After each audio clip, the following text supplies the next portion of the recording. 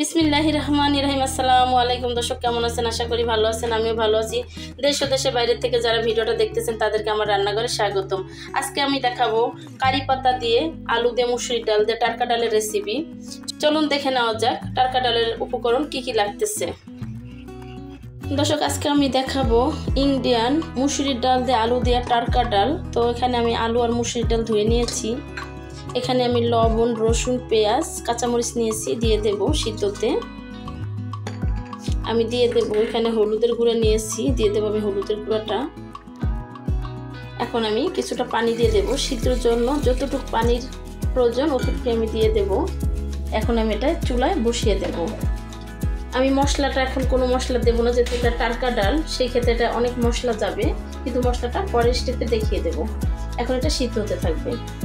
ডালটা দেখে নেব। এখন ডালটা আমার সিদ্ধ হয়ে গেছে। আমি এখন এই আলুগুলোকে ম্যাশ করে নেব ডালের সাথে। হয়ে গেছে আমার ডালটা। আলুটা একটু ছোট ছোট গোটা গোটা থাকবে। দর্শক, হয়ে গেছে। এখন এটা কিছুক্ষণ ফুটে নেবে। তো ফোটার সাথে সাথে আমি যে ছাদ থেকে কারি পাতা আর তেজপাতা নিয়ে আসবো, যেহেতু এটা ইন্ডিয়ান টাটকা ডাল, সেই ক্ষেত্রে এটাতে কারি পাতা আর তেজপাতা ব্যবহার করব। আর যা যা লাগবে আমি এখন দেখিয়ে দেবো আপনাদেরকে। আমি চলে আসছি ছাদে। ছাদে আসলে কণ্ঠটা একদমই চেঞ্জ হয়ে যায়, যেহেতু আমি নতুন কোনো ভয়েস দেই না। রান্নার সময় যে ভয়েসটা থাকে সেম ভয়েসটা। তো ছাদের প্রকৃতির সাথে আমার ভয়েসটা একদম মিলে যায়। বাসার একটা ধবধবা যে একটা শব্দ, সেই শব্দটা পাওয়া যায় না ছাদে আসলে। আমি কিছু তেজপাতা নিয়ে নিয়েছি। দেখতে পাচ্ছেন আমার গাছ, এগুলো কি লেবু, যদি জেনে থাকেন অবশ্যই আমাকে কমেন্টে জানাবেন। আমি ছোট্ট করে একটু আমার ছাদের গাছগুলো দেখিয়ে দিই। এর মাঝে পেয়ারা গাছ, এটা আমাদের মালটা গাছ, দেখতে পাচ্ছেন এটা পয়সা মালটা বলে এটাকে। তো আমি কিছু কারি পাতা নেব এখন। আপনারা কে এরকম কারি পাতা দিয়ে টাটকা ডাল খান এবং কারি পাতার খাবার পছন্দ করেন অবশ্যই আমাকে কমেন্টে জানাবেন। আমার লেবু গাছ, আপনাদেরকে এখন আর আমার কোনো ছাদের ভিডিও দেওয়া হয় না বা দেখানো হয় না। আমি একটা অন্য কোনোটা ব্লগে ছাড়তেছি ছাদের ভিডিওগুলো, যার জন্য দেখতে পাচ্ছেন আমার ছাদের গাছগুলো। আমার ছাদে অনেক গাছ, মাশাআল্লাহ প্রচুর গাছ আমার ছাদে। প্রচুর লেবু হয়, দেখতে পাচ্ছেন কাগজি লেবু। অনেক কাগজি লেবু নিয়ে খেয়েছি। আরও অনেক সবেদা হয়েছে আমার গাছে। লাল শাক, ডাঁটা শাক, ভেন্ডি গাছ, বটবডি, সাইডে সিম গাছ উঠছে, মিষ্টি কুমড়া গাছ। এখন আমি ডালটা নামিয়ে আরেকটা প্যান বসিয়ে দেব। বসিয়ে দিয়েছি প্যানটা। সবসময় টাটকা ডালে আপনারা চেষ্টা করবেন সরিষার তেল খেতে। যদি সরিষার তেল না পান অবশ্যই সাদা তেলটা ব্যবহার করবেন। এখন আমি সরিষার তেলটা দিয়ে দেব।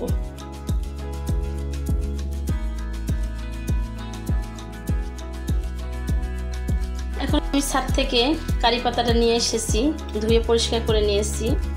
এখানে আমি পেঁয়াজ বাটা, আদা বাটা, রসুন বাটা, মেথির গুঁড়া এবং আমি টাটকা মশলা বানিয়ে নিই সেটা স্পেশাল হাতে।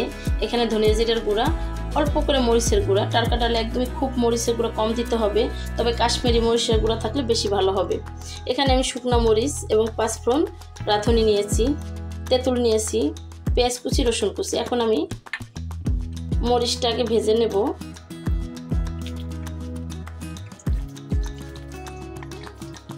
আমি দিয়ে দেব পাঁচফোড়ন আর রাঁধুনিটা।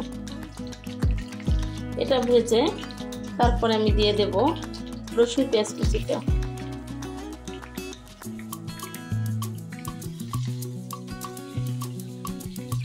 খুব সুন্দর করে এটাকে ফোড়নটাকে ব্রেস্তা বানিয়ে নিতে হবে। ফোড়নটা খুব সুন্দর করে আমি বাদামি করে ব্রেস্তা করে নিয়েছি। এখন এই পর্যায়ে আমি দিয়ে দেব কারি পাতা এবং তেজপাতাটা।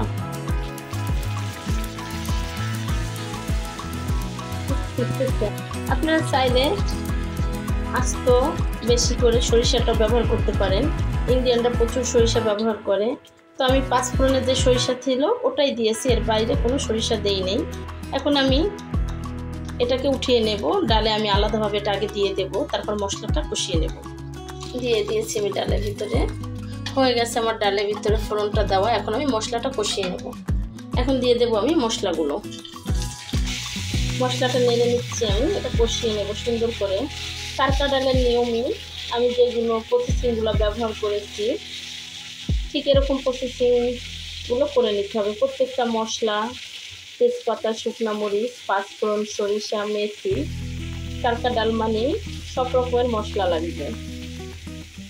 সরিষা তেল ব্যবহার করছি দেখে এরকম বাবল বাবল উঠে গেছে ফেনাটা। এখন আমি তেঁতুলটা দিয়ে দেব।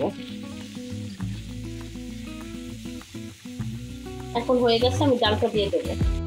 আমি ডালটা দিয়ে দিচ্ছি। দর্শক ঢেলে দিয়েছি, দেখতেই পাচ্ছেন যে তো গরম, দেওয়ার সাথে সাথে বলক চলে এসেছে। এই ডালটা এত মজা হয়, আপনারা অবশ্যই বাসায় ট্রাই করে খেয়ে দেখবেন। যাদের বাসায় কারি পাতা নাই, ঠিক আছে, দেওয়ার দরকার নাই।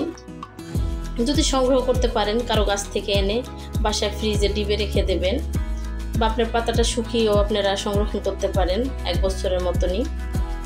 তো দেখতেই পাচ্ছেন যে এটার ভিতরে কাঁচা তেজপাতা, কাঁচা কারি পাতা, শুকনা মরিচ, খুবই সুন্দর একটা স্মেল আসতেছে, খুবই দারুণ, খুবই।